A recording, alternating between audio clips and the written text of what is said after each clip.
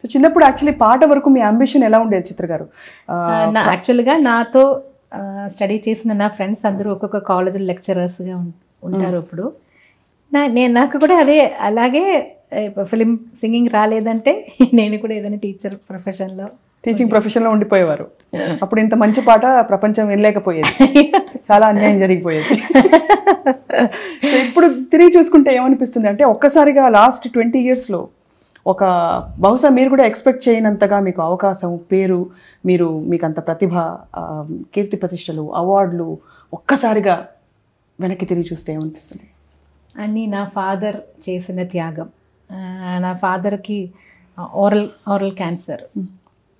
అప్పుడు అంత పెద్ద పెయిన్ ఉన్న టైంలో కూడా నాకు వస్తున్న ఛాన్సెస్ అది వేస్ట్ అవ్వకూడదని అన్ని చోటకి అన్ని రికార్డింగ్స్కి నన్ను తీసుకెళ్లారు.